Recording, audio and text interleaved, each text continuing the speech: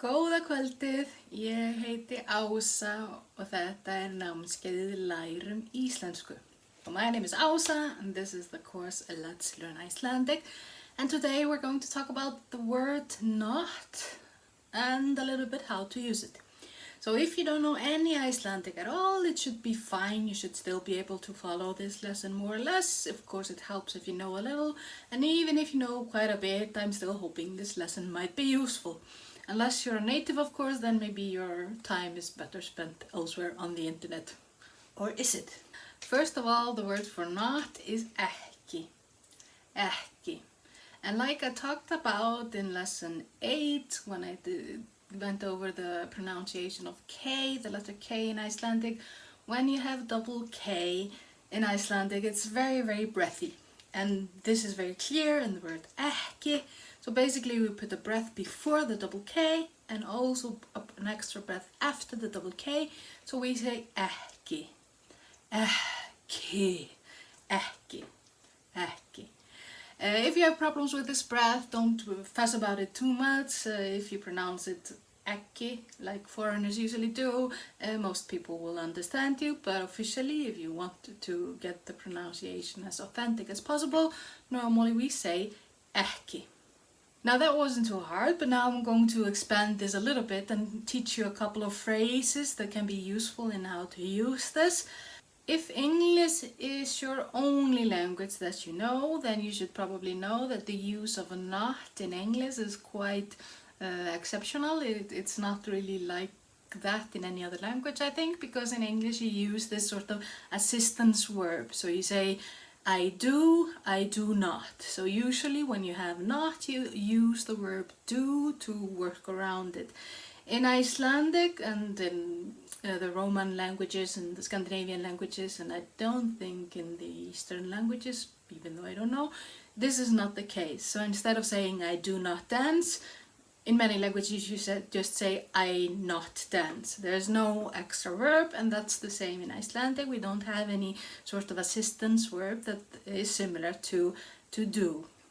So now I'm going to go over some useful phrases. First of all, ekki means not, but when you want to say absolutely not, then you can say alls ekki. Alls ekki. On the other hand, when you're not so extreme and you would just want to say I'd rather not, then you can say helst ekki. Helst ekki, which means I'd rather not. So if you're answering a question, the main phrases with ekki are alls ekki, which means absolutely not, or helst ekki, which means rather not.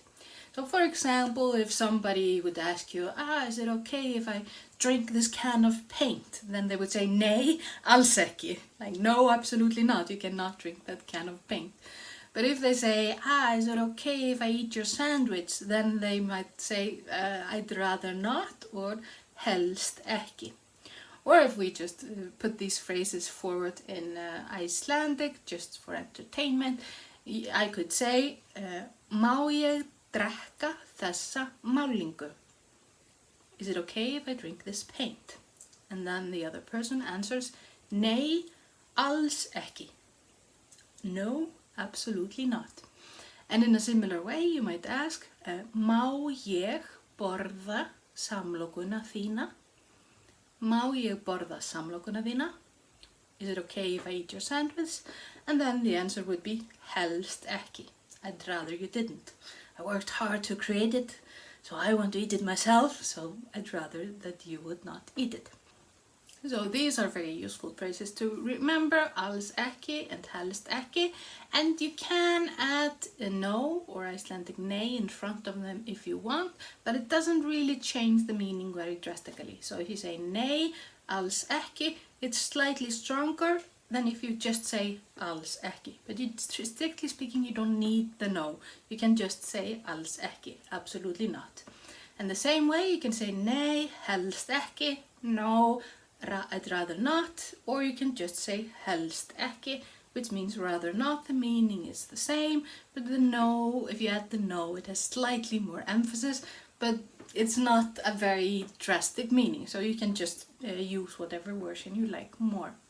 Another very useful phrase with the word ekki is a short question, a very short question, and that is það ekki? Það ekki? And basically it means isn't it so? Or isn't it so? So why this phrase is so useful, that is because you can put any statement that you like. Any statement that you like, and then you put this behind it, and then it becomes a question. So you might, for example, say, the man is here, isn't it so? Or in Icelandic you would say, maðurinn hérna, það ekki? Then you are phrasing a question where you suspect the answer, but you're asking for confirmation. Then you can also say, konan úti, það ekki? The woman is outside, isn't it so? So basically you can use this for any statement at all, and the grammar of it is always the same. Það ekki? Isn't it so? Basically the sky is your limit, and you can use it for every question that you want. First you just put the statement, any statement, and then you just ask, það ekki? Isn't it so? Very simple and very useful, and it sounds very natural when you say it. It's the same way that Icelandic people use it, so it sounds very natural. But now we're on to the slightly tricky part. So basically it's not super tricky, but now we're touching a little bit on a subject that I haven't discussed at all in this course so far, and that is word order. Okay, word order. So the story is this, that because of all the grammar in Icelandic, the word order is quite flexible.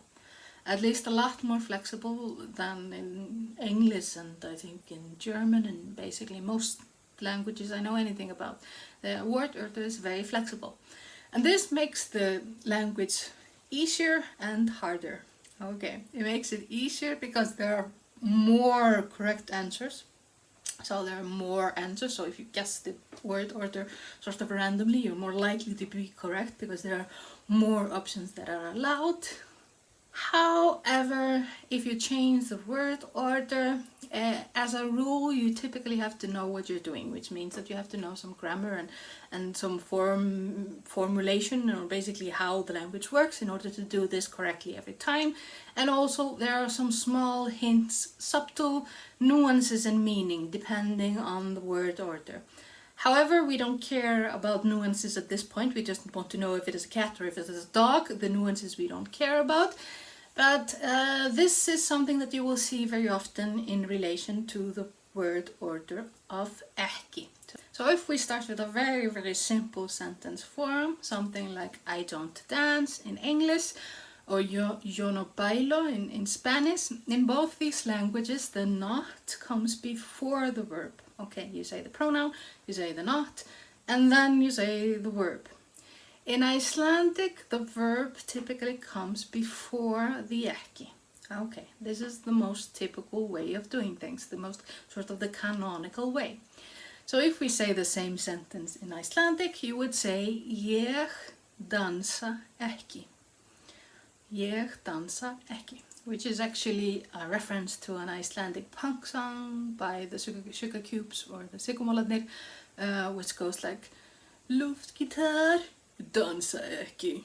Hey, stelpur dansa. I'll put the link if you're interested in pop. If you're interested in punk, I'll put the link in the description. But basically it's about this guy who's too cool to dance, so he only plays the air guitar. So it's like kind of a funny song. So the most typical thing to say in Icelandic is ég dansa ekki. So the ekki comes after the verb. Ég dansa ekki. But you can turn the word order completely around and say ekki dansa ég. Ekki dansa ég.